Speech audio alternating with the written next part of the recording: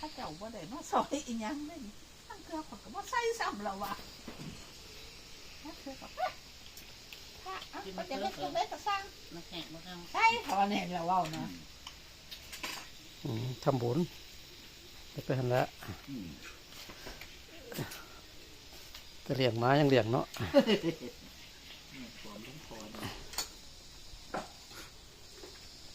บาปแก่ผู้ค้ำบาปแก่ผู้ทำกรรมแก่ผู้เหตุตัวแนวใดก็ได้ทิฏฐิมานะแก่จะได้มันเกิดขึ้นเลยเด้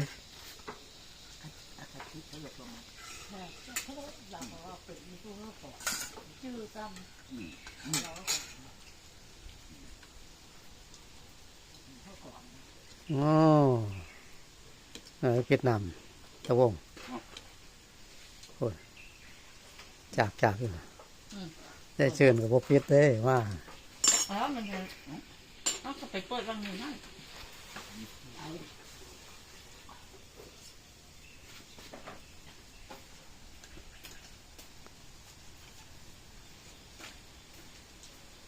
อะไรมาละ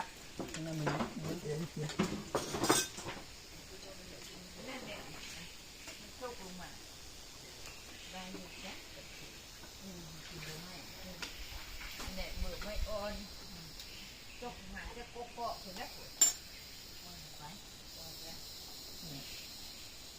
นวลอ่อนเดียว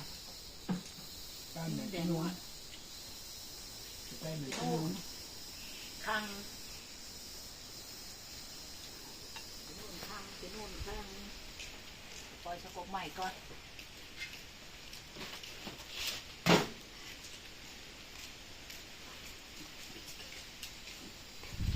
กินกระเพาะยังเป็นแต่ละคนยังเงียนมากินข้าวมีแต่กินมกบ่านี่คมเปล่าวะตัวนี้เขาใช่อยู่ได้ตัวนี้หรือมั้งคมหนู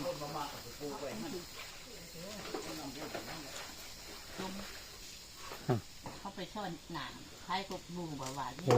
มันก็สิขึ้นบ่มันห่มเนาะมันห่มมันบกขึ้นเด้ต้นหมากต้นเผาเห็นบ่ข้างใต้ปลูกแต่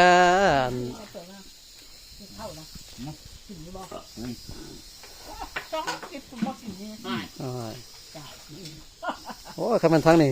อิ่มมาได้เยอะนี่บ่รักกันแล้วคำมันทั้งนี้อิ่มแล้วนี่ยังว่าใส่อีกเก่งเว้ย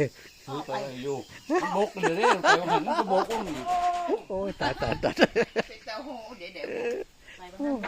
โอ้สุดยอดเลยเอากินทำไมกินบริวายังดอก